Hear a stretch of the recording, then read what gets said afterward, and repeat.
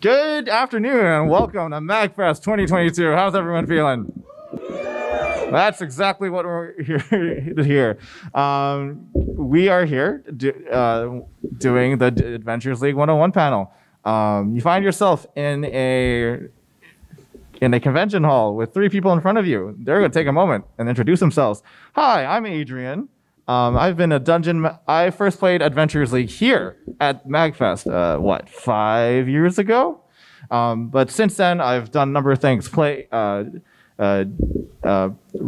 at game stores, run at other conventions, organize for other conventions, written several adventures through the Dungeoncraft program. Dungeons & Dragons has become my life. Oh my God. Someone save me. Next up, we have Eric over on my left. Hello, everyone. My name is Eric Menge. I am a freelancer for Wizards of the Coast, one of the authors for Menzo Berensson, City of Intrigue. Did numerous articles with them. I am also the story architect for the Moonshade Isles campaign with Baldman Games. So if you read the old Moonshade Isles trilogies by Doug Niles, we had 60 adventure campaigns set in those isles that is wrapping up next month at Winter Fantasy. I got my start writing Dungeons & Dragons with the Adventurers League predecessor, the RPGA, for the Role Player Game Association. And I am super happy to be here and talk all things organized play with you. Cool. And can you guys hear me in the back? Fantastic. And on my right. Hi, I'm Jonathan. I'm primarily a dungeon master for many of the game stores in the DC metro area. I primarily do Dice City up in Wheaton. Yeah. So if you have interest in playing AL in the game stores in store or in the surrounding conventions, of which DC Metro gets a lot of them, you'll probably see me DMing or playing in some capacity. I'm also, for the DC Metro area, I guess run the Discord as much as one can run a Discord server. I'm sure you all know just how tight of a ship that can be. But yes, I started AL like 4 years ago at Dice City, where I basically, after a few years, just strong-armed Adrian into letting me DM, and it's been like that ever since. Yeah. Good stuff. All right. Next thing you know, a slide comes and it sort of has given the three of us a quest. Explain what is Adventures League, why play Adventures League, and how can these folks here get involved, whether they want to play, whether they want to DM, or whether they want to write. That's just the main slide. So if you have anything you want to say right now, no? Okay. Do you want to answer those questions? We'll start off with what is Adventures League. Adventures League is organized play for Dungeons & Dragons. It has it's a solution to a problem of why can't I find players? I don't have any adventures to run, and I need a location in which to run all my games. And organized play is designed to solve all three of those problems. One of the biggest advantages it has is it hooks up players from all over the country, and with the advent of Zoom and all the digital gaming and virtual tabletops, you can literally play with anybody throughout the world.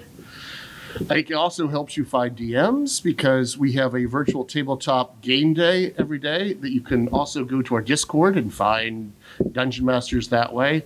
And lastly, there is unending content coming out of the Adventures League from all the Dungeoncraft adventures that people are putting together. So if you need adventures, there are literally, I cannot count how many there are, hundreds at this point. I think we're nearing 1,000, honestly. I might be making up the number, but so there's so many adventures to pick from that you can download already written, ready to go. They're designed to be simple and easy to run, and that way you can have your players, your DMs, and adventures ready to go. Boom. Right. To your point, mentioning like, oh, I have to write an adventure, I have to create a setting, and yes, I know that's sort of the MO for dungeon masters nowadays. But if at the end of the day your players want to swing swords and cast spells, this is a pretty quick way of going about it. Hey, Lowell, how are you? I'm good, and you? Good. He has the butterfly wings and everything. Fantastic. A fairy just walked through the room. They'll be running fairy-based adventure, The Wild Beyond the Witchlight, over at the TTRPG room later. Yeah. We'll get you the link in a few slides. You have anything to add before?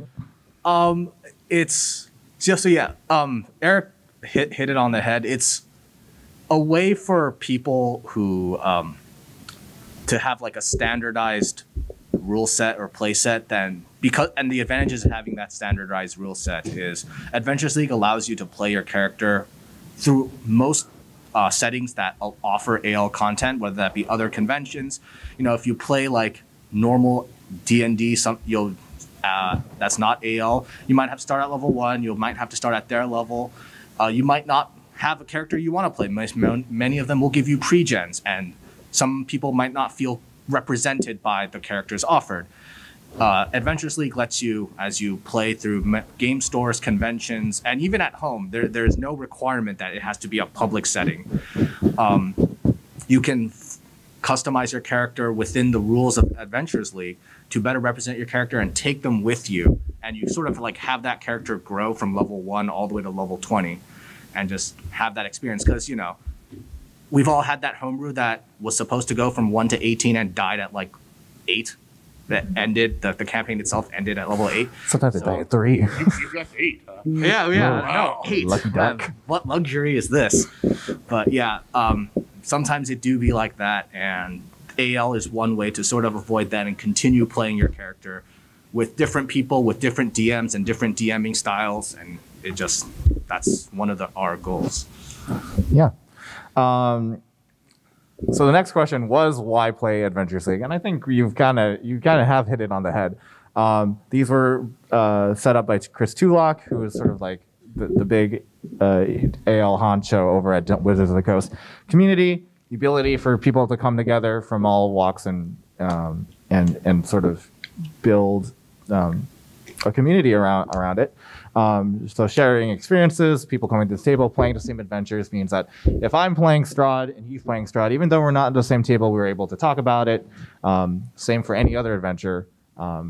Recognition, I don't know if I agree with that personally, but basically, when you go through adventures, you obtain story awards for succeeding or failing on things. Peer enrichment. I don't know where he went with that. But that's where you learn things. Mm. So let me give you some examples of this one. So one of the great things about Adventures League is you do not have to play with the same people in every game. You make up a new character, and because everyone is following the same broad guidelines on how to make up your characters, you can play with different players at different tables, at different conventions, different places. And you just take your character and move from one to the next, keeping all the rewards, the treasure, the magic, the experience points that you've earned, and that goes with you through the magic of the log sheet.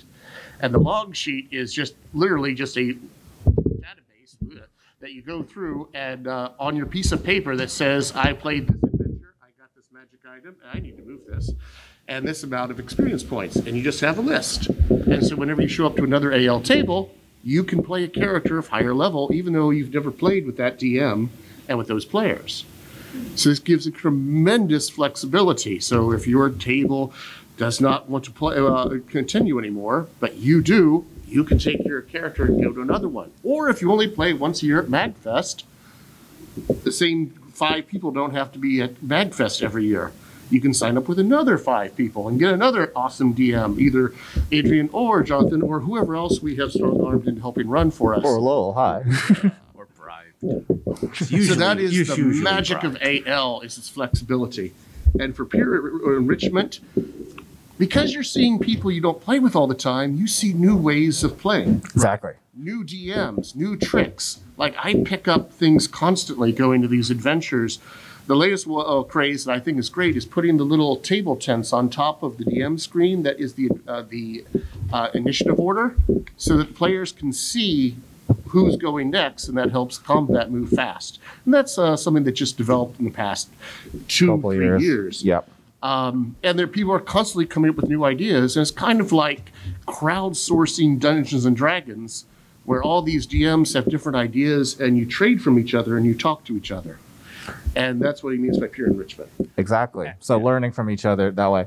Go ahead. Yeah, it's also not just the DM that benefits from this trading of ideas. As players, one of the benefits of AL is you can see more different builds and different spins on character concepts in a weekend during a heavy convention weekend than if you were just homebrew playing with the same table over 3 years. You'll probably see more variation in that one weekend than in like 4 years in a single homebrew.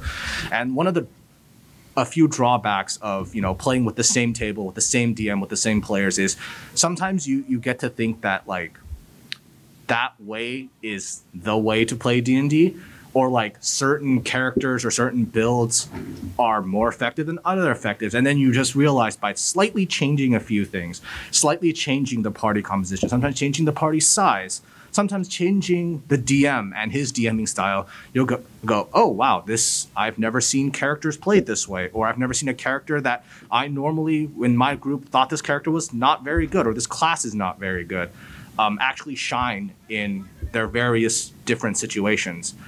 And you can see there are some modules that are very combat focused. There are some modules that are very more RP exploration for it.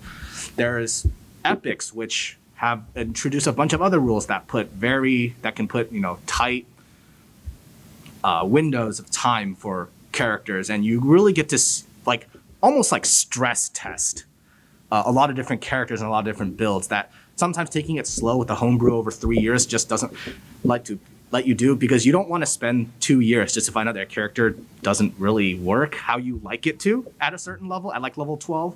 Whereas AL, it's a bit faster paced. So you can really just switch out or experiment with different character builds on what you would like to experiment with next. And especially AL just recently implemented a rule where you can change any aspect of your character from levels 1 to 20. That was a new addition. If you don't like something about how your character is performing in AL, you don't have to ask your DM for permission on, can I change this? You just change it. And that really lets you have like ultimate creative freedom with how your character, as well as seeing how that character can perform in a lot of different scenarios. Yeah.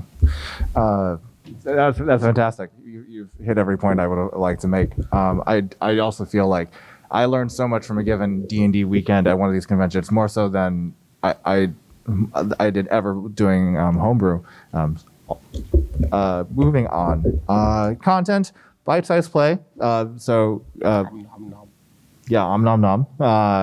If we design our adventures for anywhere from 2 hours to 4 hours, excluding the hardcover books. If you can commit to playing for months at a time, totally go for that hardcover. Complete Wild Beyond the Witchlight. It's fantastic. I just finished my campaign.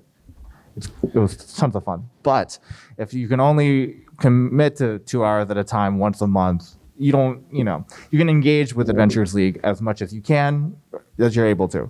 When we're designing these, we got to keep in mind that we have two main groups of play styles. One is at the stores, like Jonathan, which they want the 2 hours because the stores close at 9 and most people can't get there until after dinner, so 7, 2 hours. Those who play at home like the 4 hours.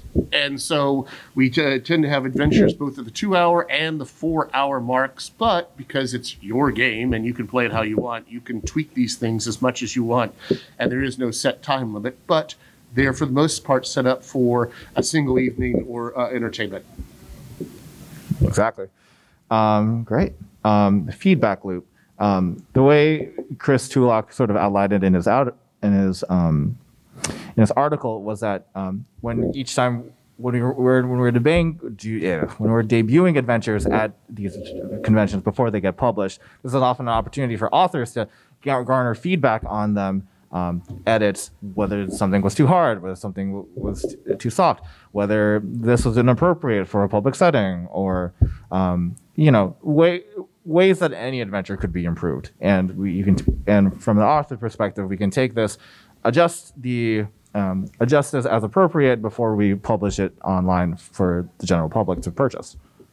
Oh, we do that all the time with BMG. Yeah. All bad games. So all of our adventures, we highly encourage our writers to playtest them. preferably twice. But even then, you're getting a very small subset of people who are playtesting adventure to make sure things were right, or if things felt right, the pacing was on, does it go too long? Are there things that are upsetting people, or certain things that look better in your head than they actually play out at the table? That happens quite a bit. Nothing gives you as much feedback as stress testing that through a 3-day-long convention, having 50 tables go through an adventure, and them finding the typo in the player's handout at every single table. But more than that, you can see whether or not the construction of your battles are accurate. If it's too hard, if you put in a combat that has no way to handle people that can fly, and so a person with a broom of flying can completely ignore the entire combat. These are things that show up, and we get to make changes, and we do. We make massive changes after that so that we can address all that feedback. And God bless Discord, because we set up a feedback channel that all the DMs can then just type it all up and put it all in there. We bundle it up, give it to the author, and changes get made. Fantastic. All right. Last thing, ease of DM use.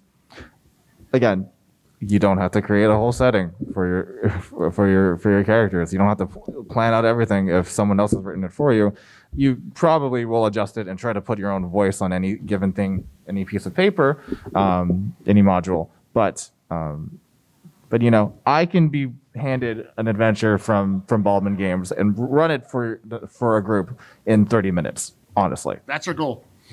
I can hand you an adventure we have written, and you could prep it in 30 minutes. Lots of subheaders. Those inline headers at the top of every paragraph are crucial for finding information, because we find DM's eyes will go down and, oh, there it is, and we'll be scanning for those bold words. Everything is set up to be quickly and easily grabbed, as opposed to writing a novel. We're writing a tech manual. A manual, yeah. That's a great way of putting it. Yeah. Anything else? Cool. A tech manual that tells a story. Story manual. All right, cool. How to get involved as a player. So we got a couple things here. So the player creation rules can be found in the player's guide. I have a couple in front of us over here. That QR code, if you scan it, should take you directly there. Let me know if it doesn't. But we can always get you the link later. So really, it's about finding places to play. So local game stores are a good place to start. Jonathan runs the Dice City Games up in Wheaton. There are tons of other game stores in the area if you're local. I'm going to put off some at the top of my head. But you go to the yawning portal online. Yeah, or we do have that. We do have that as well. We'll have that link as well. Yeah. Which that'll put you to Baldman Games Digital Game Day, and then you can sign up for games on that. Yep. Every month through the Wizard site. Yeah, so yeah, Yawning Portal run by Wizards. So virtual D&D weekends. Every month, Wizards of the Coast has been, since the pandemic, has been putting up basically an online con every single month. Join in with a character, play as much as you can, and they do this. They've been doing this all through the year. So I honestly don't know how they're doing it. That's a lot of work. But they do a lot of dedicated DMs. Yeah. I will point out that for those ones you do have to pay probably $5 per game, depending. 15. 15? Thanks, Lowell. It depends on the game. Sometimes if games are like really valuable, I guess is the word, they might be a little bit more expensive, but it's around $15 per game. Right. It's a bit on the pricey side, but yeah. True. That is true. Yeah. So local game stores, conventions like MAGFest. We're going to get you the link for that as well. Actually, is that the next slide? I'm going to skip it over to this slide real quick. This is so the MAGFest Adventures League adventures are available through here. You use that. You use your ID number, I believe, to sign up for things. What time does it start today? It starts at 4, so right after this. 4. Thank you. If you need to get there, you can just follow me as I sprint from here to the game, because I have a game at 4. Perfect. And we're running tonight, Friday night, all Friday, Saturday, Sunday. So there should be plenty of opportunities for you to get a game in. But outside of MAGFest, I run Adventure League at AwesomeCon, for example, and basically for that one we do walk-ins. Same for BlurredCon, which happens at in Arlington, Crystal City. Crystal City. That's June, July. If you're a big board game person, all the big board game conventions tend to hold Adventures League. We're talking PAX Unplugged, we're talking Gen Con, and we're talking Winter Fantasy, Gamehole Con. The list goes on. PAX Unplugged is really good for it. I love PAX Unplugged. I don't know if there's much at like PAX East though. I think it's mostly PAX Unplugged. I was talking to if you go to PAX East, they do a lot of beginner stuff. So a lot of level 1 through 4 things. Not that it's bad, but you could also get that without going all the way up to Boston. Discord, we're gonna share our Discord link, but there are so many different Discords for playing. I can't even list them off the top of my head. It's really important if you really want to get into the AL scene. If that scene has a Discord, joining it is probably best. I can't speak for other Discords, but for example, for our Discord, not only do we have online games, but if you want most of the conventions, if someone hears about the convention or already knows, or many of the people on our DC Metro Discord actually like admin for the conventions, they'll post those conventions. So if you're always wondering, well, how do people know where all these conventions start? Many of them just find out through like Discord or other public methods of finding these out. So, for example, it was Yahoo groups. Yeah. But yeah. Oh, are those still around? No. Okay. They canceled it all. It's an AIM chat room. Is what it is. But yes. God. But yeah, that's one way to remain up to date. There's also a official Dungeons and Dragons AL Discord. We also recommend joining that because not only does that also have online games and perhaps conventions, it also has rules updates. Sometimes rules in AL get updated, and AL sometimes is not very fast on putting those updates to print, but they'll usually be on like the Discord or released in articles and whatnot. Unfortunately, we are burdened by, we're all mostly volunteer. Yeah. And so there is no, except for Chris Tulloch, nobody actually has a full-time job doing this. So you're doing this with people at best as a part-time job, more likely as a volunteer. So have patience, don't punch the cast members, that sort of thing. Just let them get the stuff up as best as they can. Yep. Even the community managers are contractors, from my understanding. So please be nice to your community. Whether or not we're talking about D&D, any community manager, please be nice to them. Let's see. You talk about Discord, you talk about D&D. Facebook groups. If you search Maryland D&D Adventures League or DMV. It's like Nova, Maryland's Advent. It's Maryland's. I think there's one for Nova as well. Yeah. That's also if you're more of a Facebook person, we also post events that are happening and call outs for Dungeon Masters there. Warhorn.net, a lot of the local stores will put out their listings for games out there. And meetup.com is also another way of going about it. LOL. Tabletop.events. Right. Is also another venue for conventions to post up their game listings. So, yeah. All right. Character creation rules. We're just gonna go over for those who have never played AL before. It's the same as you would a regular Dungeons and Dragons game. You choose your race or lineage. You choose a class. When you determine ability scores, you don't roll for it. So I know some dungeon masters love that, but we do point buy and standard array. I can't trust if you've rolled 3 18s. That doesn't seem fair. Yeah. Basically, there's really little randomness that occurs at character creation for AL. You don't roll for stats. You don't roll for gold. You do take the equipment packages and the PHB. You do that. But yeah. It's to sort of create like a basis of fairness at the start, because if some people or to avoid people just keep making new characters and rolling for stats until they get a stat spread that they like.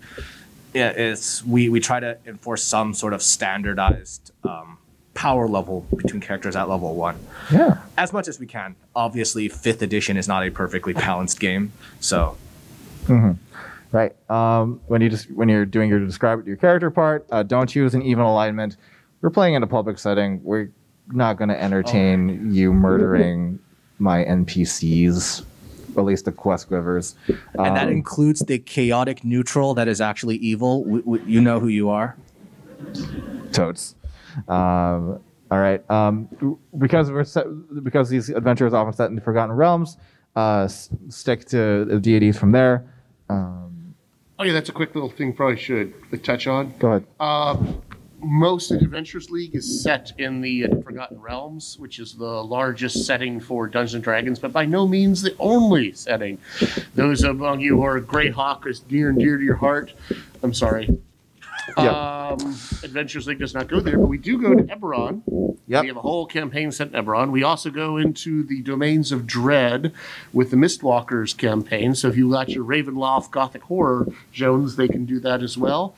And I suspect they will do other campaigns and further afield. But for the most part, Critical Role. Strixhaven. Yeah. I thought that. Now, point of order. I thought that was Baldman. I don't know. Okay. Baldman right now, but they're going to be going forward. Okay. So if you like your faux Harry Potter Magic the Gathering stuff, I said they'll do it, but those are going to be isolated. There's going to be select campaigns as opposed to most stuff, particularly like Dungeoncraft, which we'll touch on later, is Forgotten Realms. Right. There will also be a Critical Role setting as the new book comes out. I believe it's in March. Right? Left of that, basically. Yeah. Yeah. So when you're creating your character, you just stick to the sources that are relevant to the Forgotten Realms: Fitzban's, Mordenkainen's, Sword Coast Adventurer's Guide. Basically, any of the magic when you're doing Forgotten Realms, ignore the Magic of the Gathering books, ignore the Critical Role books, ignore the Acquisitions Incorporated books. But that list over there is pretty exhaustive. That list is also in the player's guide. Yep. If you manage to get it up there, it's like in this little purple box. Not purple. Pretty much, if you see core rules, you'll be fine. Guess. Yeah. It's supposed to be gray. Something's wrong with my printer. I'm sorry. Yeah. Yeah, it does look an error color. Cool. Does anyone need this one more time? Going once, going twice. Cool. How to get involved as a Dungeon Master? You could pick up adventures from dmsguild.com. They'll usually be marked with Adventures League tagged. Or you could run one of the 5th edition hardcover adventures, Wild Beyond the Witchlight, amongst others. Go ahead. Oh, I was just going to say, I got a lot of questions at BlurredCon of how do you qualify to be an ALDM? And the answer is, you say, I would like to be an ALDM. And then you find people to run adventures for. That's pretty much it. Right. There's no licensing. There's no hazing process. There's no noogies, nothing. It's a 10-hour training course, a $30 startup fee. Nope. It's just show up and or set up a game in your home and invite some people over and play. And that's all it takes. Right. Yep. Exactly. As for DMing at a store, you're gonna have to ask the store. Is Boyd out there? Hey, how are you? You're looking for Dungeon Masters, right? We are looking for Dungeon Masters at College Park. We would absolutely love for anyone to come in. And I will say that we don't close at 9. We close at 10 on the week. Ooh. Luxury. Yes. We can do that. Come talk to me. We also offer some incentives to be. Fantastic. Yeah. So you're welcome. Game Castle, College Park. Dice City could probably use 1 or 2 more DMs. It's mostly every game store has like their own, I guess, requirements if they know about AL, how they want to do their AL. I think Dice City, Jimmy, who's the manager, does want to like get to know you, talk to you a bit. and we can work it out from there. You usually probably, like what I did was I played at Dice City for quite a while, and then eventually I started asking around if anyone needed DMs, and Dice City was one of the ones who first said, yeah, we do have like openings, like we could use one more DM. It's just ask, right?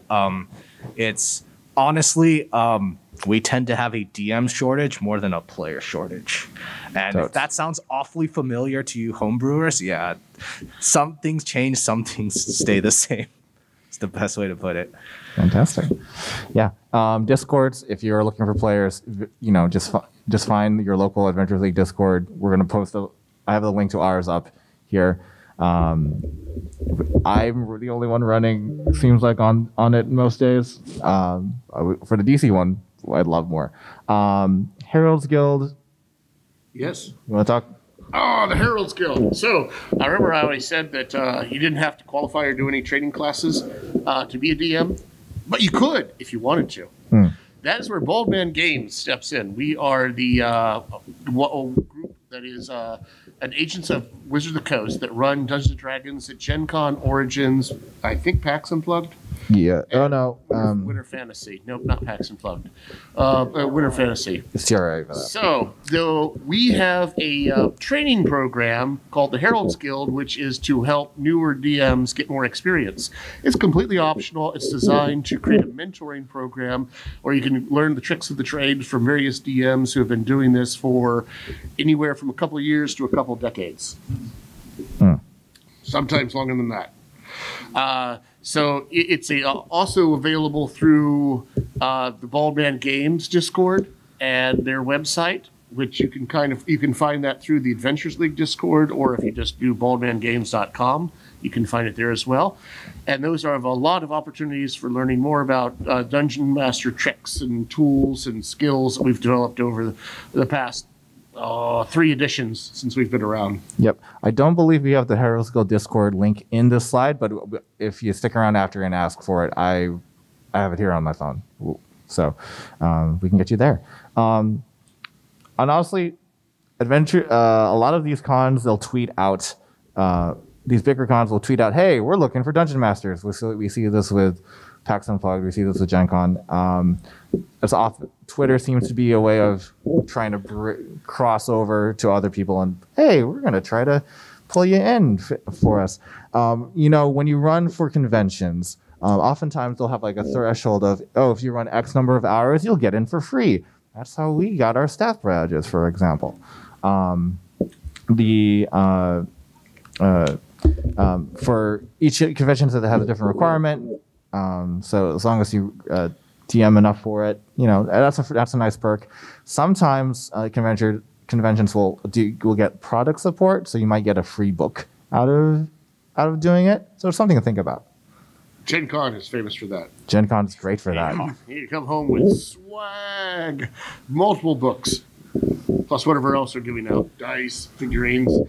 I never bought any of those old D&D figurines from 3rd edition. Mm-hmm. Oh, hey, DM for us. Here, have 3 boxes. Next con, have 3 more boxes. I basically for a while there, I got like a free copy of every book that came out just from DMing. Sometimes it makes coming back hard. It's tough. I don't want to come, or I can't because I can't lift anything. So yeah, that's how you get involved with DM. This is your slide. Yes. So, the Ben quote where, Adventures League does give you a lot of control and a lot of, exposure to a lot of different people, a lot of different play styles. Naturally, there are some responsibilities. Responsibility is a heavy word, but I just couldn't think of a more apt word. And some of these are perhaps obvious, but they do need to be stated, and sometimes they do need to be restated. The first thing you have to understand, question is, when we mention log sheets, Eric did mention databases, and people might naturally think electronic. We don't have really an electronic system that you have to put in. I know a lot of people do use digital log sheets because that's just easier, right? Anyone with a phone will be able to access their digital log sheets as long as you have an internet connection. But log sheets are 99% honor system. You know what games you've played, you know what items and rewards you have gotten. DMs are allowed to ask for your log sheets, and I know of conventions that have asked if you are going to play to give them all your log sheets, as well as your DM rewards if you have any, and I'll go into that for the DM responsibilities. It can be an annoying process, especially during the online conventions. Some people had to translate 5 years of handwritten log sheets onto an Excel sheet to send it over to online.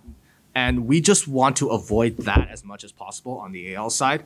But naturally, with an honor system, we ask that you be honest with what your character has played.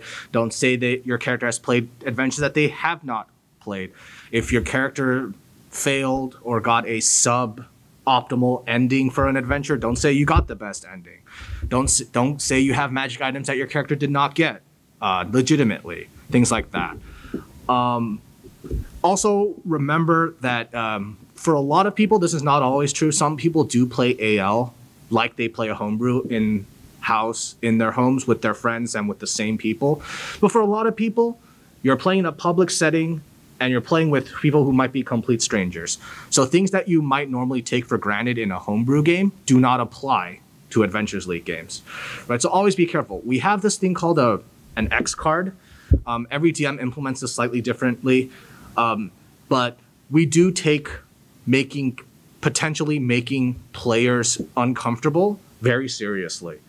And sometimes with things that you might not see as a problem, but someone else sees, it might be easy to just roll your eyes. But really, when you're playing, it's be courteous to strangers. It's often harder to be more sympathetic to strangers than perhaps your friends, or things that would be allowable amongst your friends, like inside jokes and stuff like that, might not be applicable in a public setting, with game stores with children are involved and stuff, and the players being strangers and potentially being very young as well. We have 5 or 6 year olds playing Adventures League with 40-year-old men, right? And that sort of dynamic, you just have to keep that in mind at all times.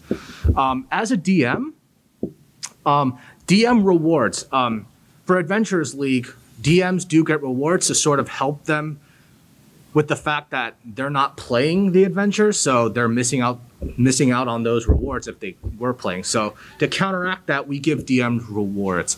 And that what DMs get from AL for DMing modules sort of varies year by year, but that's also done via a honor system.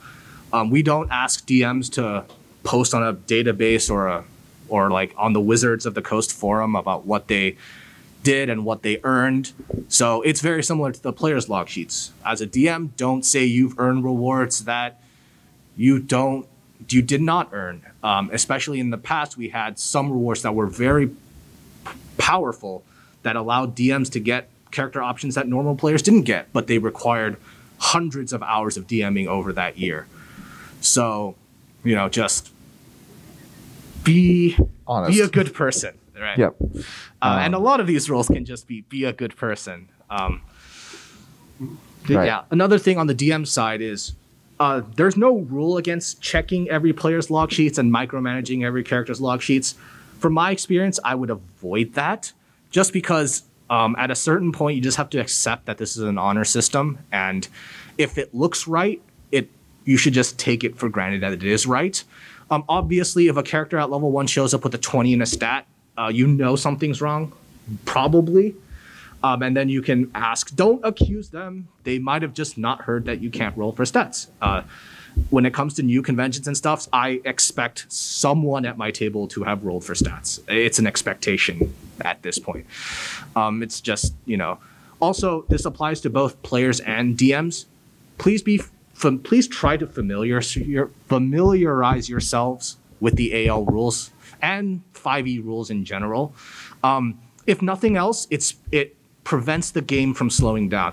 At conventions, when we have a 4-hour time slot, people might need to be somewhere else at the end of the 4 hours. DMs need to prep for their next game if they're in the next game for an hour. For game stores, if we have a 4 hour session, sometimes it's literally from 5 to 9, and the game store is trying to kick us out by the end of the session. So if people, have to keep asking for certain rules or have to keep asking for rule clarifications, both on the AL and the 5e side, it just sort of slows down the game. For DMs, probably the most important rule, other than a lot of the character creation stuff and the X card stuff, code of conduct, is reward systems. The reward system for AL sort of changes about every year or so. Sometimes the changes are slight, sometimes the changes are extremely drastic. But you should really familiarize yourselves with that because, when you're DMing table, that's one of the things your players are most excited about at the end, is what magic items can I take, which ones I can't, what are my rules for holding magic items and stuff like that. And you really want to understand that as a DM quickly. Right. When you're a dungeon master, you are often the pillar for your community's ability to interface with this strange amorphous goop that eventually it can be. So they looked up to you. So try to do your best for them. And if you are DMing at a store and no one shows up, show up anyway. People walk in, honestly, when you're a store DM. I forgot to. Thank you for reminding me. Yeah. For game stores, sometimes people, for example, Dice City uses Warhorn. Warhorn is a bit obtuse for first-time users. So there are times where I walked in thinking, oh, there's only 1 or 2 people signed up. And Jimmy's like, a mom and 2 kids, they wanted to play, but they couldn't figure out Warhorn because Warhorn looks pretty like old school in terms of like its website design. So couldn't get around it. But is there room for Yahoo them? Groups. We used it on Yahoo Groups. Yeah. That was when it was coded too. Right. So there's that, and especially for conventions, there's always something to do for a DM. If you're DMing and no one signed up for your game, there's usually for conventions a set of walk-ins where people just walk in and want to play a game. So sometimes you'll be drafted in that. Sometimes you'll do admin work, stuff like that. So be flexible. Yeah. 0 people signed up for your table is not an excuse to not show up. Cool. All right. On a whole other topic, Dungeoncraft Adventures. So at the start of season 10, they announced Dungeoncraft. Basically, anyone can write adventures for Adventure League, so long as they follow a set of given guidelines. Basically, it controls what kind of gold you can give. It controls what kind of magic items you can give in the adventures. But in this particular one, for season 11, authors can create their own domains of delight. Basically, their little personalized pocket of the Feywild. For example, I've written a couple of adventures in my own one called My Canta, which is basically a colonial Filipino style setting where everyone does like different Filipino dances and sings all the time. Tons of singing, all the singing.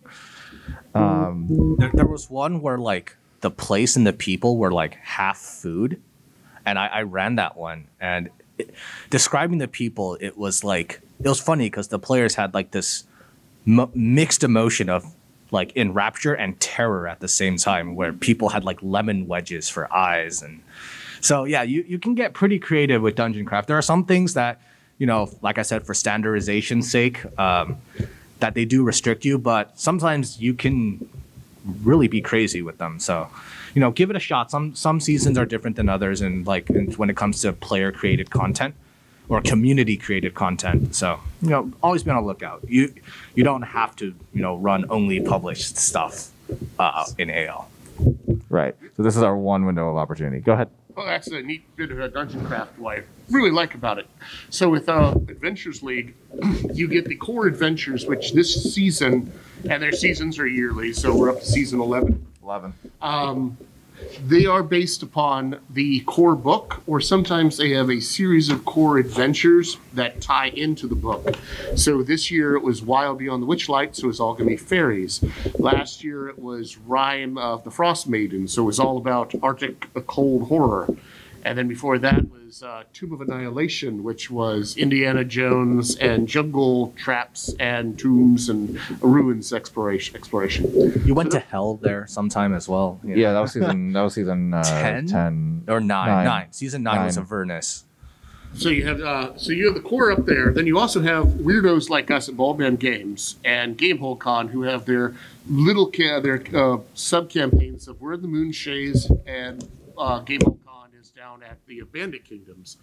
Then everything else is Dungeoncraft, and that is where if you want to write for our Adventures League, that's where you can. They'll have a list of requirements that you have to follow that Adrian mentioned, which is here's your theme, here's a whole list of plot points, here's the magic items that you can hand out, go have fun.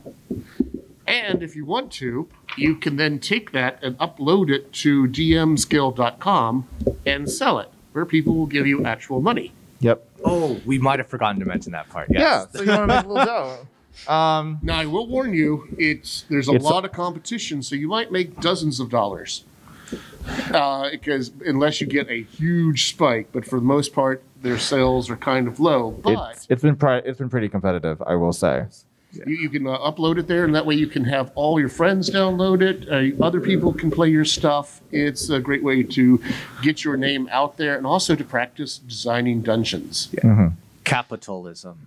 Yeah. On another note, a lot of the Dungeoncraft adventures from this past year have gone on to write some of the mainline adventures for Ravenloft and Eberron. So it's often a good means of, cutting your teeth. That said, also from a convention organizer perspective, I would love to run local people's stuff. If you write to it, and if you write it for like 2 hours for tier 1 for lowest level of D&D, I would love to showcase it at a convention. So, if that's something that you're interested in, Since we are always having stories, we constantly need new stories to tell people, because people have played the old stories and will know the adventure and will lose a lot of its wonder and discovery. So we need to have a new idea. Yep. And that's where you guys can come in and write your own adventures and get Adrian to showcase them at a local convention. Right. But they will have to be published on the DM's Guild first, because that's how you would be able to download it and give it to your DMs. Totally. Exactly. All right. We're nearing the end. Go ahead, take your picture for some useful links. Warhorn, DDL General has the latest documents. The D&D Discord is right there. Any AL questions that we can't answer today, often you can get an answer there. Tales of Yawning Portal, we were talking about virtual D&D weekends. That's where you go to sign up. DM's Guild, if you want to purchase the adventures that we're talking about, you can purchase them there. Cool. Contact. I'm on Twitter. He's on Twitter. He's not on Twitter. He has email. There's a QR code for WotC's Discord, and there's a QR code for our local Adventures League Discord. Thank y'all for coming. This really means a lot, considering, for me, this is full circle. Do we have time for any questions? Or we got 10 minutes. So, any questions before?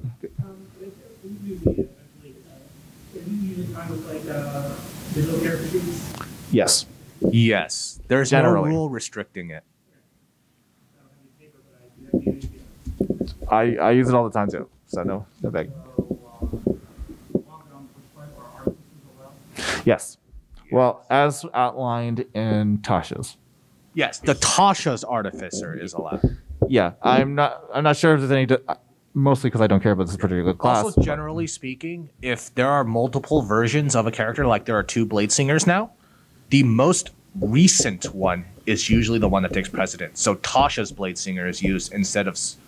I think Sword Coast is not even used anymore anyway. But back if both sources were allowed, it would always be the most up-to-date version of that class, character, race, or whatnot that's played in AL. Totally. Warforged, because it's only in the Eberron ones, won't be allowed in Forgotten Realms. Unless there is the there is the Eberron Adventures. Well, consider that as separate. So you can play Warforged in the Eberron ones, but not in the Forgotten Realms. Right. Cool. Any other questions before we? Yes, sir. Yeah, safety tools. So oftentimes, we encourage. So AL encourages dungeon masters to implement things so that if players realize that something is making them uncomfortable, especially with things like trauma or phobias. It's anything that you would find uncomfortable. It ranged from I've DM'd for people with extreme arachnophobia and they didn't want to see giant spiders, or we had the stats for them but we changed them to something else, right? Another one had a recent family tragedy and didn't want to see certain demographics die. Stuff like that. It can be, a short-term thing you're not comfortable with. It can be something that you've never been comfortable with for your whole life. Whatever it is, if you know it up front, let your DM know on the side if there's anything you're not familiar with. You don't have to blurt it out for the whole table. You can take your DM to the side and hopefully he'll listen. He should listen. He will listen. But yeah. Reason why we like the X card, because it's a quiet and subtle way of doing it. You just tap it. Yeah. And that's enough to tell the DM to either take a quick sidebar and find out what exactly it is that's causing problems, or to immediately change the subject, or to, well, we've discussed that long enough. Let's move on to the next encounter. Yeah. Mm-hmm. It's in person. Yeah, it's in tables. It's often someone might just have an index card or something with an X on it. Some people have their own. For online, you can private message the DM. That's the one really cool thing about online is you can just whisper. I know for BFG Con and BMG and stuff, they have for Roll20, there's for the effects, they actually have a red card and you can just bring it into the window and it'll show as a X card. But yes, we do take this very seriously, and and we ask as players new and old to AL to also take it seriously. That is our hope. Yep. D&D is a very intrusive game in a lot of ways. You're playing a character inside the story, so it's not just you're passively consuming it, you're actively interacting with it. Right. And that's why, as Adventures League, we're extremely cautious about this and to be cognizant of many people come from many different situations, and we have to take that into account. Totally. All right. Any other questions? Hey.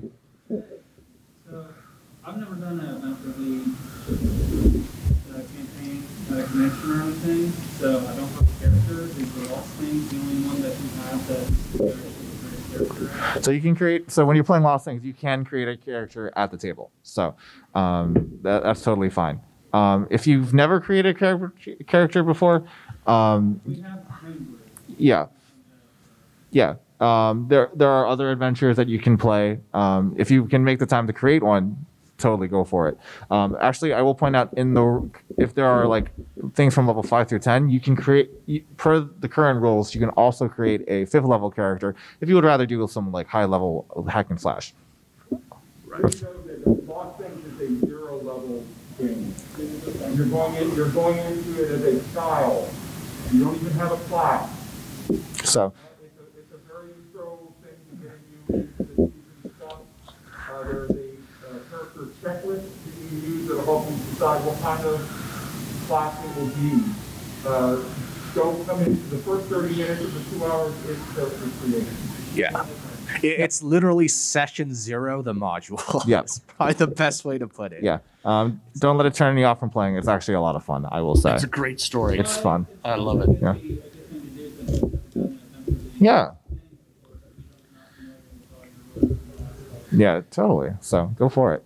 Now, another cool option with Adventures League is if you need just the content itself, you can download all the adventures and not really participate in Adventures League and just run them as homebrew at home. Mm-hmm.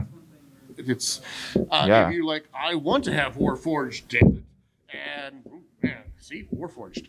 You can say my Adventures League is going to be set in Eberron, and we're going to have Warforged with artificers and everything. That's great, but you won't be able to take that to another Adventures League table at like conventions. But if it's just for home play, Right. There's nothing stopping you from running AL as homebrew. So just to and put your own spin on it. Totally. All right. You got a question, sir? This is going to vary DM to DM. If there's not mechanical things that change about it, I personally would be like, all right, cool. So you have a flower whip instead of a leather one or something. You're gonna have to ask. You're gonna have to bring that to the attention of the dungeon master at the table. Okay. we do try to leave as much up to the DM as possible at Adventures League. The guy behind the butterfly wings. Can you just go back one page on your thing? This one? Yep. Do what you gotta do. All right. Anything else? No? All right. Well, thank you. Thank you for coming. Really appreciate it. Don't go away just yet. Oh, you could go away, but I see how it is. We need him to roll, though. Cool. We do need him. We do need him. Never stay. Cool. How many people are there? 1, 2, 3, 4, 5, 6, 7, It's raffle time. It's raffle time. 5, 6, 7, 8, 9, 30. 1, 2, 3, 4, 35. 33 times. It's hard to see. When you're down here, everyone's covering each other. I can't see for crap. The first one is 22. 22.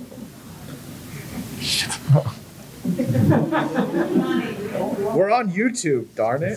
21, 22, madam. Me? Yeah. Come on down. Woo! Master set. Yeah, just one, please. The next one is 19. 19. 16, 17, 18, 19, sir. Woohoo! 20. 20? That's you. Come on down. Or you. Cool. Well, I Blame Dice Parser. It's their fault. yeah. Well, thank you all for coming. I hope you guys enjoy your MAGFest. If you're, I hope you guys take the opportunity to play some games and just enjoy your day. If people have questions about the Nova Thank you all Discord, for can you help coming. them? Yeah. Thanks. Oh, and if anyone has questions about Discords, you can come on up, and I'm here for a few minutes.